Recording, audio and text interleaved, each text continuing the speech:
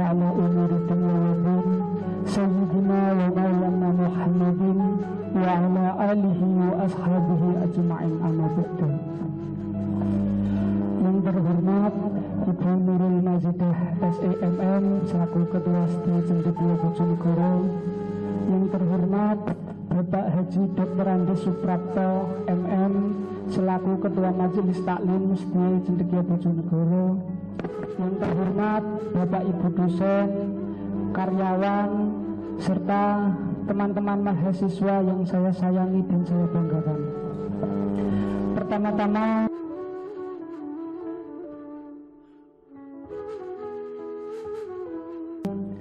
yang mana telah melimpahkan rahmatnya, inayahnya, hidayahnya kepada kita semua, baik itu nikmat kesehatan jasmani dan rohani. Kedua kalinya, sholawat serta salam marilah kita haturkan kepada junjungan kita, Nabi besar kita, Nabi Muhammad Sallallahu Alaihi Wasallam, yang telah membawa kita dari zaman kegelapan ke zaman terang benderang sampai sekarang ini. Saya di sini sebenarnya gimana ya? Saya menyampaikan materi yang saya sendiri baru berjalan, baru menuju ke tahap itu. Jadi di sela-sela materi ini sebenarnya saya sisipkan perjalanan saya, cerita saya untuk teman-teman mahasiswa, serta ungkapan, curhatan hati saya, pengalaman saya selama 4 tahun berada di sini. Tetapi untuk mahasiswanya mungkin kali ini ada yang berhalangan hadir, jadi mungkin nanti bisa melihat secara online. Waktu dulu itu saya pernah mendengar waktu Pak Prapto ngasih kajian Jumat Manis di Perpus, kalau majelis taklim ini adalah salah satu akar berdirinya, kokohnya Setia Cendekia. Kenapa? Karena visi misi kita itu berkaitan dengan kelanjutan kita, kelanjutan Setia Cendekia ini, di mana berbasis berilmu agama yang tinggi. Jadi mungkin pesan saya untuk teman-teman yang mahasiswa bisa aktif lagi, terutama LDMC.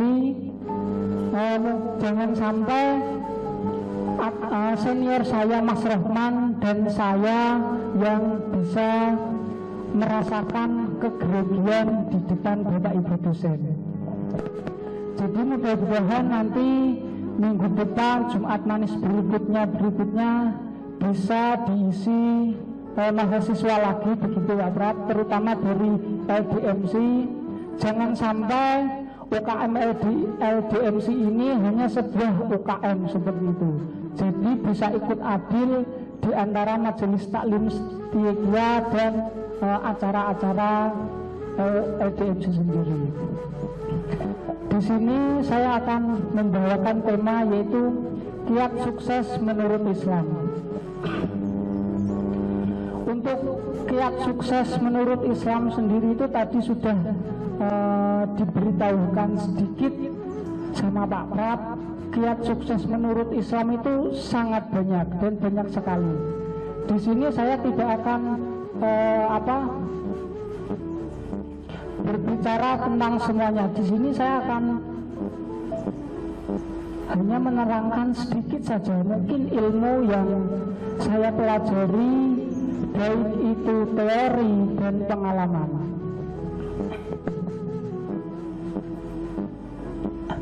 Nah, kiat sukses menurut Islam itu ada banyak.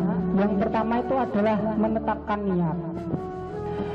Dari Amirul Mukminin Umar bin Khattab berkata, saya mendengar Rasulullah Shallallahu Alaihi Wasallam bersabda, sesungguhnya setiap perbuatan tergantung niatnya, dan sesungguhnya setiap orang berdasarkan apa yang dia niatkan. HR Bukhari Muslim. Jadi salah satu kunci sukses adalah tergantung niat.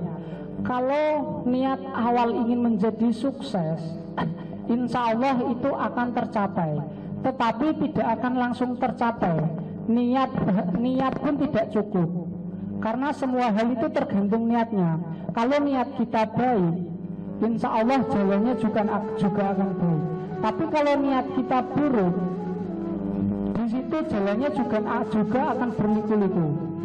Contoh mungkin diri saya sendiri. Ini mungkin dulu sedikit cerita pengalaman saya. Niat saya kuliah itu dulu bukan sebagai mahasiswa aktif yang seperti sekarang bisa Bapak Ibu dosen lihat. Jadi niat saya dulu kuliah itu ya hanya ingin kuliah. Ya maaf, mungkin saya hanya ingin mendapat sebuah gelar sarjana untuk menyamaratakan dulu dengan teman saya gitu, teman cewek saya. Jadi saya hanya berniatan kuliah, kuliah gitu. Nanti lulus kan bareng-bareng. Tapi niat saya yang jelek itu alhamdulillah dirubah sama Allah, dirubah dengan cara yang baik, yang membuat hati saya terbuka. Jadi niat saya yang selama ini hanya ingin kuliah, nanti hanya mendapatkan titel sarjana dan ingin mencari kerja mudah, itu sama Allah diberikan ilmu-ilmu yang lain. Mulai dari di kampus saya mulai aktif di UKM. Pertama UKM saya itu UKM LDMC. Nah, dari niat itu ilmu-ilmu maupun ilmu teori yang ada di perkuliahan dan ilmu-ilmu yang saya dapatkan dari banyaknya acara di kampus.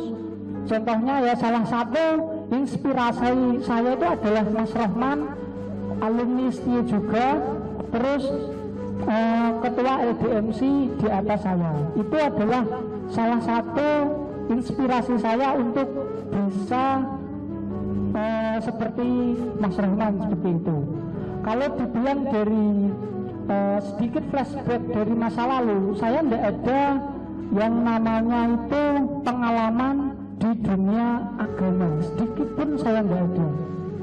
Dari niat saya yang biasa saja sampai di sini ketemu orang-orang baik, dikelilingi orang-orang baik, alhamdulillah saya mendapatkan ilmu dan sampai sekarang masih saya pegang dan sedikit-sedikit saya amalkan.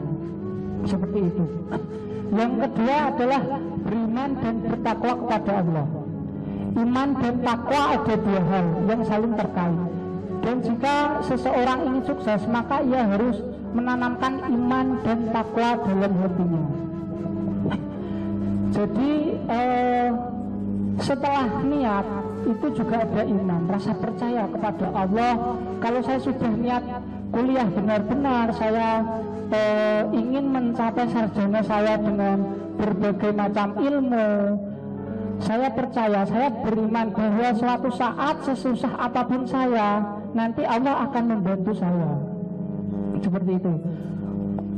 Dan bertakwa kepada Allah. Di sini saya diajarkan banyak hal, terutama dari LDMC, dari Pak Prat, dari Bapak Ibu guru semuanya, di mana kepedihan saya itu bisa terobati di saat saya berteman dengan orang-orang yang bertakwa, saya berteman dengan orang-orang yang ilmu agamanya itu bisa dibilang di atas saya.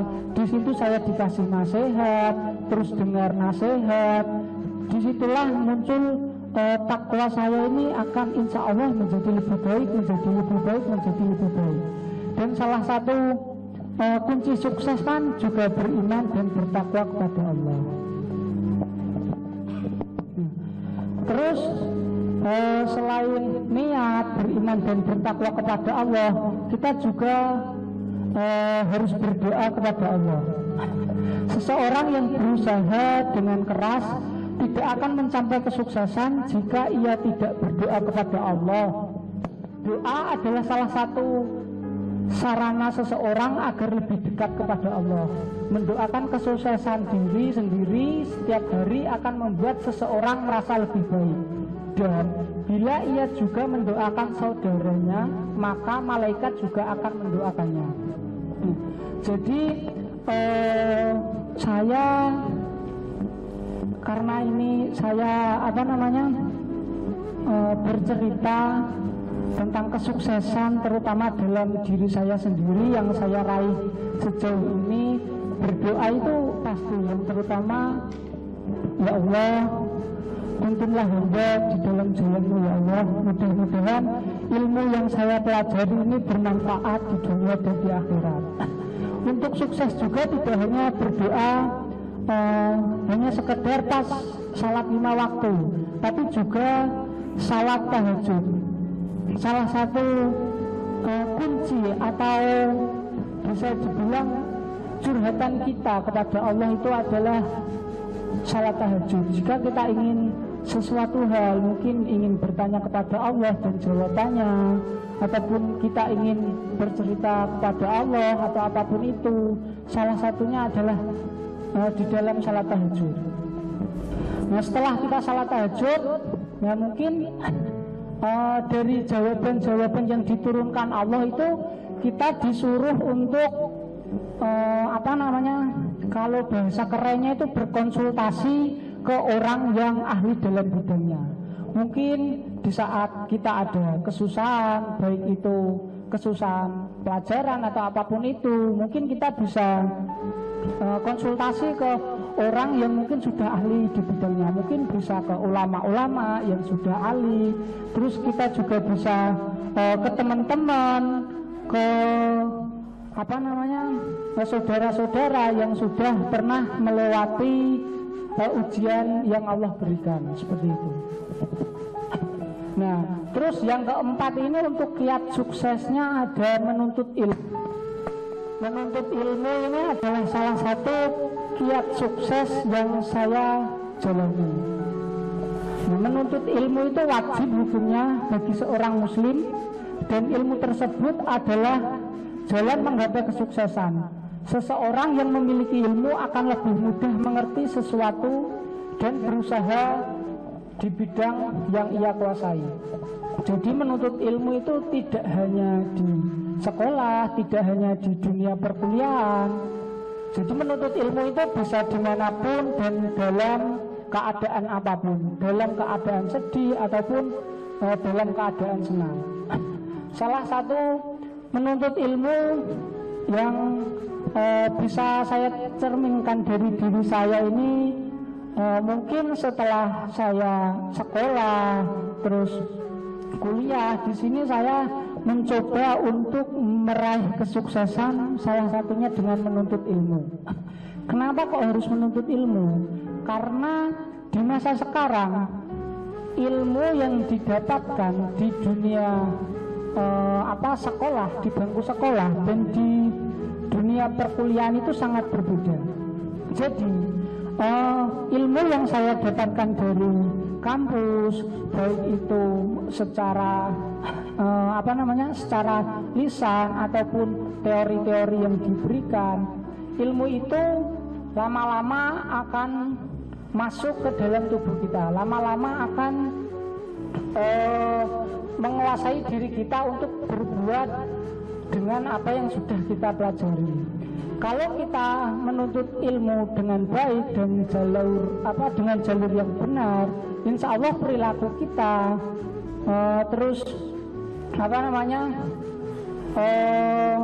tingkah laku kita itu akan tercermin dari ilmu yang sudah kita pelajari.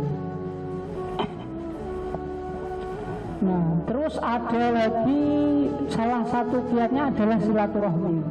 Barang siapa yang senang dipanjangkan umurnya, diluaskan rezekinya, dan dijauhkan dari kematian yang buruk, maka hendaklah bertakwa kepada Allah dan menyambung silaturahmi. Nah, mungkin silaturahmi ini di bulan tapi di tahun-tahun yang ada COVID ini sangatlah susah. Kita hanya bisa bersilaturahmi melalui WA. Kita hanya bisa bersilaturahmi melalui dunia maya. Tapi tidak apa-apa, itu juga salah satu silaturahmi. Itu adalah salah satu usaha kita untuk meluaskan rezeki kita.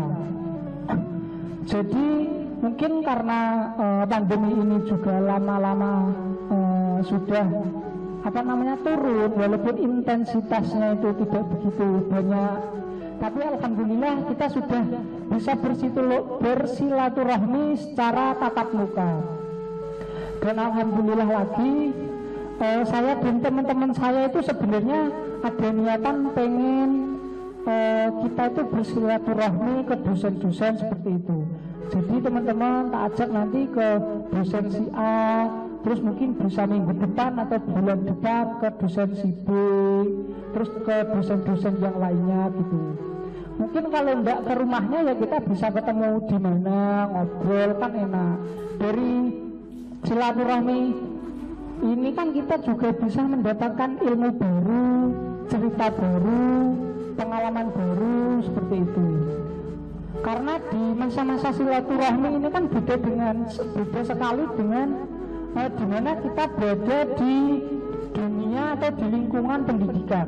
Kalau di lingkungan pendidikan kebanyakan kita ya harus formal, maksudnya ya namanya mahasiswa dengan dosen, terus kita juga harus menjaga sikap. Kalau silaturahmi itu ya walaupun seperti itu, tapi kita ada rasa kekeluargaannya itu lebih erat. Kalau kita silaturahmi ke dosen si aneh, nah mungkin kita cerita entah itu masalah yang dialami sekarang atau masalah yang sudah berlalu. Nah mungkin dari dosen itu juga ada cerita, mungkin juga ada pengalaman di masa lalunya. Oh saya juga pernah seperti ini, terus saya jalan keluarnya begini loh. Nah jadi saya juga ingin sekali mungkin insya Allah nanti saya dan teman-teman mohon izin kepada Bapak Ibu dosen mungkin bisa bersilaturahmi seperti itu. Terus ada rasa syukur. Rasa syukur, jika kamu bersyukur pasti akan aku tambahkan nikmatku untukmu, dan jika kamu kufur maka sesungguhnya siksaku amat pedih. Quran surat Ibrahim ayat ke-7. Nah, jadi setelah yang saya bicarakan tadi, jangan lupa kita bersyukur atas semua yang sudah kita lakukan, atas semua yang sudah kita dapatkan, baik itu nikmat yang sudah kita dapatkan, nikmat tawa, nikmat sehat, nikmat sakit dan sebagainya. Kita harus mensyukuri itu. Kenapa? Karena nikmat syukur ini akan berimbas. Saya pernah dengar kalau bisa bersyukur, terutama itu bersyukur di dalam harta yang diberikan pada Allah, kita akan rasa syukur itu akan berlanjut ke sedekah. Dan sedekah itu selain bisa membersihkan diri, sedekah itu juga nagih bahasa Jawanya. Jadi kalau kita sedekah, baik itu kecil atau besar, itu lama-lama kalau kita sering sedekah itu akan nagih gitu. Jadi kita akan keseringan untuk gimana ya, kok kayak ada yang kesusahan kita bantu walaupun segini enggak apa-apa. Jadi sedekah itu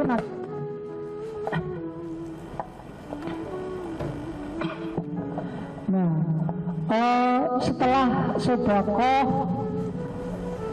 yang saya bicarakan tadi, terus ada yang harus ikhlas. Perumpamaan nafkah yang dikeluarkan oleh orang-orang yang menafkahkan hartanya di jalan Allah adalah serupa dengan sebutir benih yang menumbuhkan 7 butir. pada tiap butir 100 biji. Allah melipat gandakan ganjaran bagi siapa yang dia kehendaki, dan Allah maha luas lagi maha mengetahui. Nah, jadi setelah